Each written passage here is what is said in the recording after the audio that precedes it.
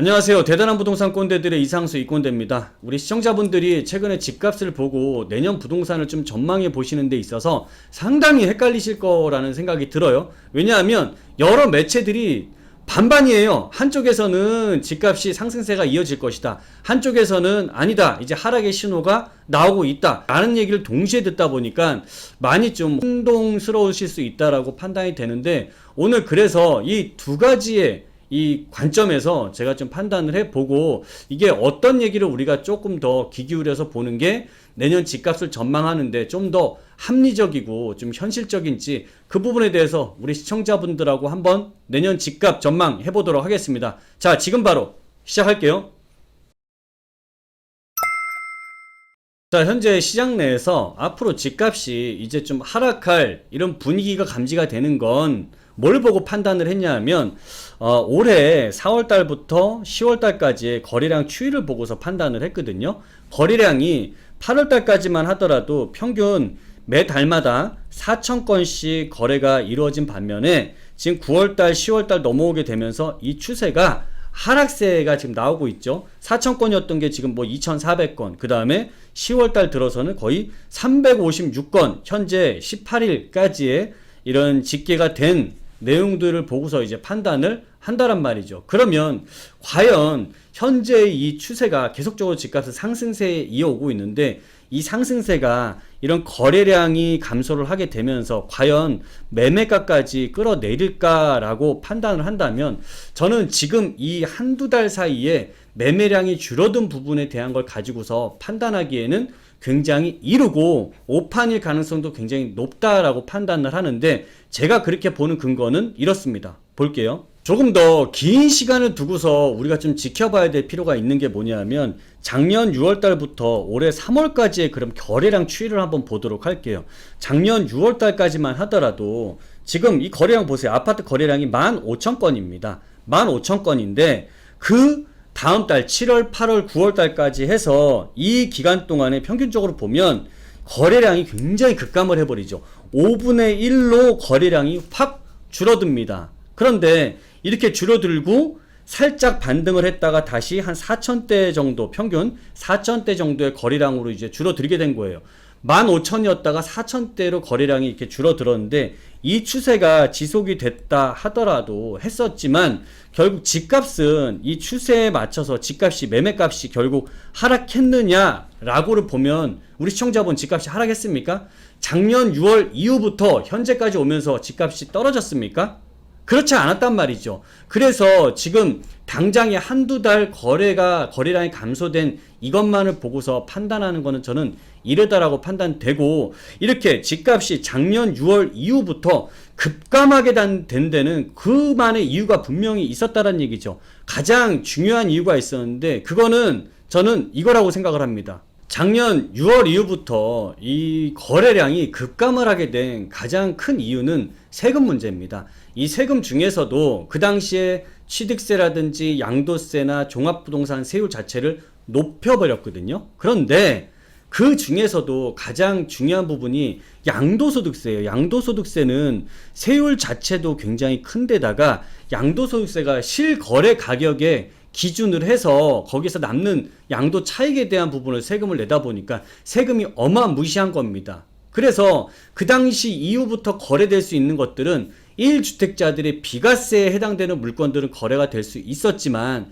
비과세를 받지 못한 사람들 입장에서는 세금이 어마어마하게 무거워진 거죠. 특히나 서울 중심권에 강남, 용산, 성동구, 그 다음에 뭐 잠실, 송파, 여의도, 강동, 그 다음에 흑석동, 마포, 공덕, 이런 지역들도 보세요. 이런 지역에 거의 10억 이상 집값이 높게 상승을 했는데, 그렇게 10억 이상 남았을 경우에 기본세율 자체가, 중과세 아니더라도 기본세율 자체가 45%면 거의 50%에 육박하죠. 그러면 여러분들 입장에서도 내가 10억이 남았는데 여기서 5억 이상이 세금으로 나간다라고 했을 때 그 집을 파시겠습니까? 첫 번째, 그러면서 집을 못 팔게 되는 거고, 1주택자가 아닌 2주택자나 3주택자 물건들이 시장 내에서 많이 나와줘야 기존 물건들이 거래가 되면서 이 사람들이 경쟁적으로 물건을 좀 내놓을 수 있는 상황이 돼야 아무래도 물건들이 많아지면서 가격도 조정을 받을 수 있는 거 아니에요? 그런데 2주택자 같은 경우에는 기본 이런 기본 세율에다가 플러스 20%를 더해버려요. 그러면 여기 45%에다가 20%를 더하면 65%입니다. 여기서 지방소득세까지 더하게 되면은 이거는 어마어마하게 72.5%까지 올라가 버려요. 이러면 이걸 누가 팝니까? 그 다음에 3주택자 같은 경우에는 45% 세율에다가 30%를 더해요. 그러면 이거 얼마예요? 75% 세율이죠. 여기에 이제 지방소득세 더하게 되면은 80%가 넘어가는 세금인데 이거 내고 누가 팝니까? 이런 상황이 벌어지다 보니까 매물 자체를 거래를 시킬 수 없는 상황까지 치닫게 된 거고, 자, 이것과 더불어서 더 큰 문제는 장기보유 특별공제라는 것을 강화를 시켰다는 거예요. 이 장기보유 특별공제라는 건 뭐냐면 내 주택을 10년 동안 보유를 했을 때 10년을 가져가게 되면 내가 정부에서 80%는 안 번 걸로 보겠습니다 라고 하는 거예요. 그러면 10년 동안 우리가 갖고 있는 동안에 10억이 추가적으로 더 올랐어. 10억이 올랐어요. 그럼 엄청나게 고가가 돼서 20억짜리가 됐다라고 할게요. 그러면 10억이 올랐으면 80%의 공제를 했을 경우에 8억이죠. 그럼 여기에서 2억에 해당되는 이 양도 차익만 세금을 물리고 이 2억에 맞는 세율을 적용을 하겠다라는 건데, 이거를 강화를 시켜놔서 어떻게 만들어놨냐면 10년을 가지고 있어서도 안 되고 10년 동안 거주를 꼭 하셔야 됩니다 라는 걸로 바꿔놨어요. 그러다 보니까 거주를 안 했을 경우에는 80% 적용이 아니라 40%만 적용이 됩니다 라는 상황이 만들어진 거죠. 자, 40% 적용만 된다라고 했을 때는 10억에서 40% 빼게 되면 4억을 빼고 6억이란 돈에 대해서 이제는 양도 차익에 대한 세금을 물리는 거죠.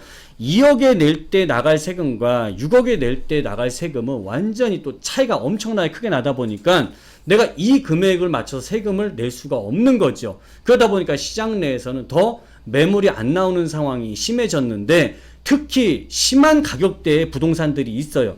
그거는 얼마 금액대가 이렇게 심하냐면 지금 시장 내에서 9억 이하에 있는 완전 비과세를 받을 수 있는 건 이 장기보유 특별공제에 대해서 걱정할 필요가 없습니다만, 9억이 넘어가는 15억짜리나 20억짜리나 25억짜리 쭉쭉쭉 가는 거 있죠. 이런 것들 같은 경우에는 내가 장기보유 특별공제를 모두 다 적용을 받습니다. 그래서 10년을 거주와 보유 두 가지가 적용이 됐을 때만 80% 적용을 받을 수가 있기 때문에 이게 채워지지 않으면 세금이 많이 나가요. 내가 한 1억도 안 나간 한 5천만 원 세금 나갈 줄 알았는데 이 장기보유 특별공제 요건이 안 맞다 보니까 3억의 세금이 나가게 된다라는, 굉장히 큰 돈이 세금 나가야 되는 상황이다 보니까 이렇게 9억 이상 넘어가는 주택들은 매물이 더 나오기가 어려워진 상황이다라고 이해를 하시면 좋을 것 같습니다. 그게 이 왼쪽에 이게 개정이 되면서 80% 적용하던 것들을 이렇게 40%만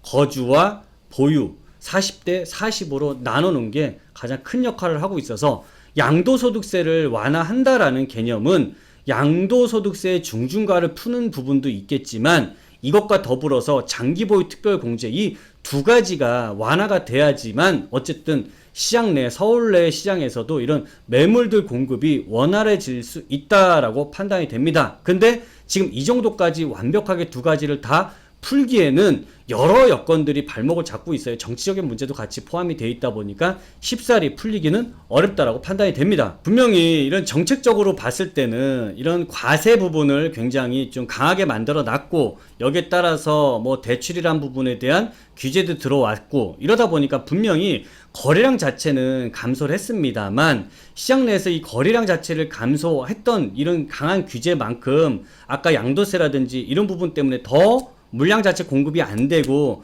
할 수 있는 물건 자체가 줄어들어 버렸잖아요. 그러다 보니까 이런 부작용들도 발생하게 됐어요. 결국 이 부작용은 집값 상승으로 이어질 수밖에 없었는데 2018년 3월 달만 하더라도 평균 서울 아파트 평균 값은 7억 정도였습니다. 그런데 이게 2021년 9월 달까지 오면서 지속적으로 굉장히 높게 상승을 하다 보니까 7억대가 거의 12억대까지 도달을 해버린 거죠. 이거 3년 만에 이렇게 5억씩 상승하는 경우는 지금까지 한 번도 없었죠. 근데 이렇게 한 번도 없었던 이런 경험을 했다라는 거는 지금까지 역대적으로 해오지 않았던 굉장히 강력한 징벌적인 규제가 여기에 수반이 됐기 때문에 집값 상승에 대한 부분을 더욱 부채질했다라고 볼 수 있고, 그러면 신규 공급이라도 많이 찍어낼 수 있는 상황이 된다라고 하면 공급이라도 많아지면 굳이 기존 매물을 안 사도 되는 부분인데, 문제는 신규 공급까지도 굉장히 급감을 해버렸다라는 거예요. 그러면 우리 2017년도까지만 하더라도 평균적으로 매년 4만 가구 정도는 시장 내에서 신규 아파트들이 공급이 됐어요. 이거는 뭐 대단지든 소규모든 주상복합 아파트든 이런 부분들을 다 포함을 한 수치인데, 이게 18년 이후부터는 거의 평균적으로 2만 가구로 반토막이 났고, 여기서 더 반토막이 또 납니다. 이게 올해 들어와서는 5,400가구 정도밖에는 안 되는 상황이다 보니까 오히려 시장 내에서는 거래가 될 수 있는 물량 자체가 분명히 더 줄어들게 되고 상대적으로 수요가 더 많게 느껴질 수밖에 없는 상황이다 보니까, 왜냐하면 수급 자체가 안 맞아버리는 거죠. 너무 격차가 커버리게 되다 보니까 이게 바뀌기는 쉽지 않은 상황이고, 그렇다고 공급을 마구잡이로 찍어댈 수도 없는 상황입니다. 이 부분들이 현재 크게 바뀔 수가 없는 상황인데, 시장 내에서 거래량이 지금 감소가 잠깐 사이에 감소가 됐다라고 해서 일시적으로 감소된 이 상태가 계속 지속적으로 돼서 집값을 끌어내릴 거다라고 판단을 하는 건 조금 더 성급한 판단이지 않을까 싶습니다. 자, 그래서 저는 현재 거래량이 일시적으로 감소되어 있는 부분이 집값 하락의 변곡점으로 볼 수 없다라고 판단을 하고 있습니다. 그리고 현재 시장 상황을 보더라도 지금 이게 오늘자 기사예요. 이것만 보더라도 아파트 값이 주춤한다고 벌써 역대급 상승을 기록했다. 작년의 상승률보다 올해 지금 10월까지 온 상승률이 2배 이상이 높게 상승을 했답니다. 여기 지금 뭐 몇 프로 올랐다는 거 지금 의미 자체도 없어진 것 같아요. 소형 저가주택 상승률이 더 컸다. 올해만 20% 올랐다. 와, 이게 도대체 무슨 일입니까? 왜냐하면 고가에 있는 것들이 물건도 안 나오는 상황이고 이쪽으로 접근을 못하다 보니까 9억 이하에 있는 이런 소형, 지금은 이제 소액이라고 봐야 되겠죠. 고가와 완전히 저가의 구분이 지금은 9억이 돼버렸어요. 예전에 6억이라고 하면 지금 9억이 돼 있는 상태다 보니까 지금 9억 이하에 있는 것들이 굉장히 많은 가격 상승률을 기록을 한 거고, 자, 이 정부 출범 이후에 서울 중소형 아파트 가격이 2배 상승을 해서 7억 원을 돌파해서 지금 10평대에 있는 아파트들도 이제는 6억대가 완전히 멸종해버린 상황이고 7억대까지도 넘어섰다라는 내용입니다. 자, 그런데 이런 상승 추세가 이어지고 있는 상황이 어떻게 잠깐 동안에 이런 일시적인 현상 때문에 꺾일 수 있을까는 참 저는 그렇게 결론을 못 내릴 것 같거든요. 그리고 제가 이런 여러 전문가들의 현재 이 전망치에 대한 부분들도 좀 같이 살펴봤습니다. 이거 보고서 마무리를 짓도록 할게요. 어떤 전문가, 그냥 누구누구라고 얘기 안 하겠습니다. 어떤 전문가분은 너무 오르니까 현재는 잠깐 쉬는 정도다라고 판단을 했고, 이게 이제 좀 쉬어간다라는 표현을 쓴 것 같아요. 그런데 하락에 대한 요인들은 크게 보이지 않다 보니까 이게 잠깐 동안 주춤할 수 있겠지만 또다시 상승할 수 있다라고 판단을 하시는 것 같고, 또 인위적인 규제에 따른 일시적인 효과다. 현재 대출 규제를 놓고서 하는 얘기인 것 같습니다. 대출이 현재 쥐락펴락하고 있는 상황이죠. 근데 문제는 저는 이 대출에 대한 문제가 현재처럼 이렇게 자꾸 국민들을 대상으로 쥐락펴락을 해버리면 안 될 것 같아요. 그렇게 되면 정부의 정책, 대출 규제라는 이런 정책에 대해서 신뢰도가 자꾸 떨어지게 되는 거거든요. 그러면 신뢰를 하지 못한다고 한다면 본인들이 자구책을 마련할 수밖에 없고 결국 각계 전투로 나갈 수밖에 없어요. 더 혼란이 초래를 할 수밖에 없는데 자꾸 이거를 푼다, 안 푼다, 완화했다, 강화한다, 이거를 정말 짧은 시간 안에 자꾸 이렇게 하는 거는 저는 바람직하지 않다라고 생각을 합니다. 그리고 미분양률 최저치인데 지금 이 미분양률 자체가 없는 상황에서 현재 이게 가격이 꺾인 추세다라고 보기는 어렵다라고 판단을 한 거고, 수요보다 공급 더 줄기 때문에 매물 자체가 없는 것, 아까 제가 매물 잠김 현상이라든지 그 다음에 신규 공급 부족에 대한 여기에 해당되는 얘기를 하고 있습니다. 그리고 시수요 변동은 없고 추세 하락이 아니다 라고 판단을 한 거죠.